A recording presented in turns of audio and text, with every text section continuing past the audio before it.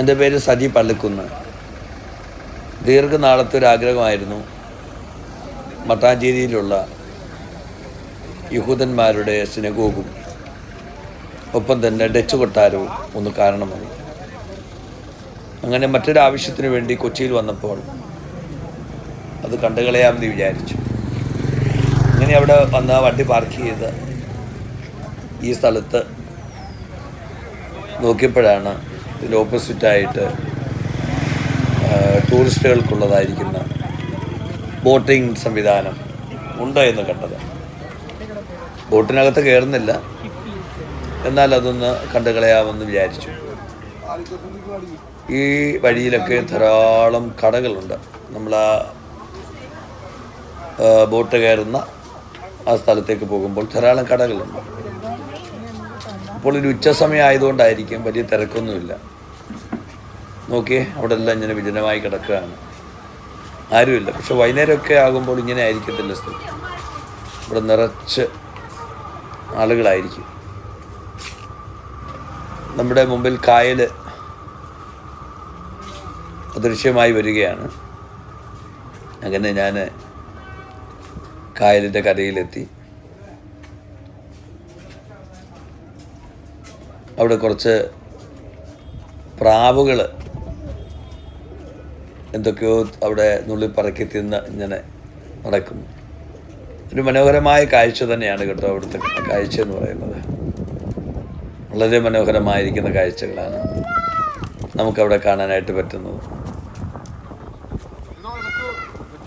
അവിടെ കുറച്ച് കുഞ്ഞുങ്ങളൊക്കെ ഉണ്ട്. അവരുടെ ബഹളമൊക്കെ കാരണമായിരിക്കാം പ്രാവൊക്കെ ഇങ്ങനെ പറന്നു പോകുന്നുണ്ട്. കാണുക എന്ന് മാത്രമേ ലക്ഷ്യമുണ്ടായിരുന്നുള്ളൂ. ബോട്ട് യാത്രയ്ക്ക് താല്പര്യം ഉണ്ടായിരുന്നില്ല. കാരണം മറ്റൊരാവശ്യത്തിന് വേണ്ടിയിട്ടാണ് വന്നിരിക്കുന്നത്. ഇനി അവിടെ നിന്ന് തിരിച്ച് വരണം. ഇനി അവിടെ നിന്ന് തിരിച്ച് വന്നിട്ട് ഡച്ച് കൊട്ടാരം കാണണം. അങ്ങനെ ഡച്ച് കൊട്ടാരത്തിൻ്റെ മുമ്പിൽ എത്തി. ഇത് ഗേറ്റാണ്.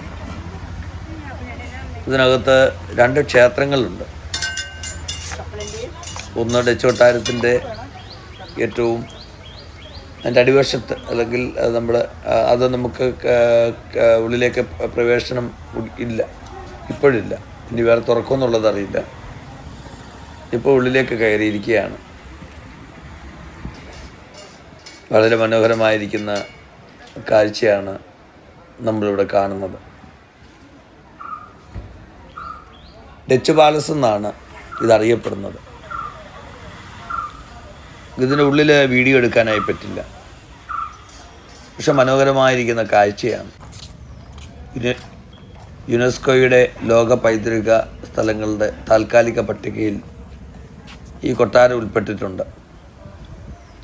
1545 കൊച്ചി രാജാവിന് സമ്മാനമായി പോർച്ചുഗീസുകാർ ഈ കൊട്ടാരം നിർമ്മിച്ച് നൽകിയതാണ്. സമീപത്തുള്ളതായിരിക്കുന്ന ഒരു ക്ഷേത്രം കൊള്ളയടിച്ചു എന്നാണ് പറയപ്പെടുന്നത്. എന്നാൽ രാജാവിനെ പ്രീതിപ്പെടുത്താൻ വേണ്ടിയിട്ടാണ് ഈ കൊട്ടാരം അവർ പണിതത്. 16-ാം നൂറ്റാണ്ടിലാണ് ഈ സംഭവം. പോർച്ചുഗീസുകാർ കൊച്ചിയിൽ ആ സമയത്ത് വ്യാപാരം നടത്തുകയായിരുന്നു.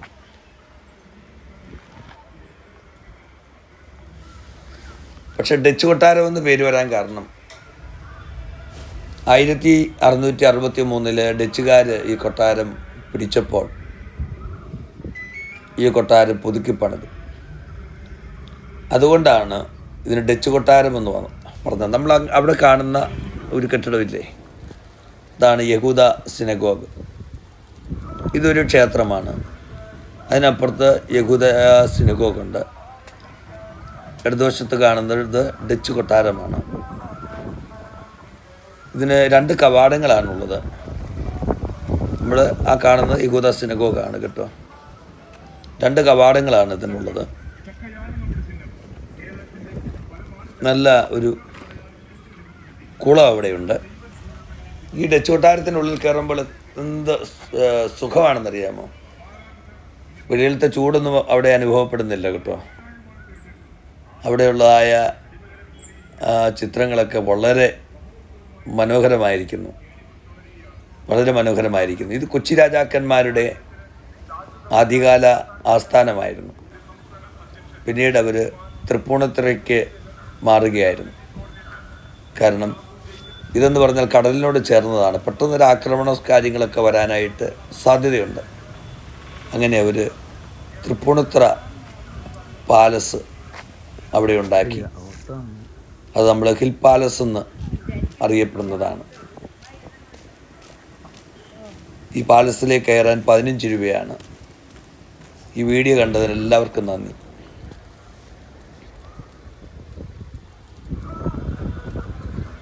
ദയവായി അടുത്ത വീഡിയോയും കൂടെ കാണുക. യഹൂദന്മാരുടെ സിനഗോഗിൻ്റെ വീഡിയോ. അതിലേക്ക് എല്ലാവരും സ്വാഗതം ചെയ്യുകയാണ്.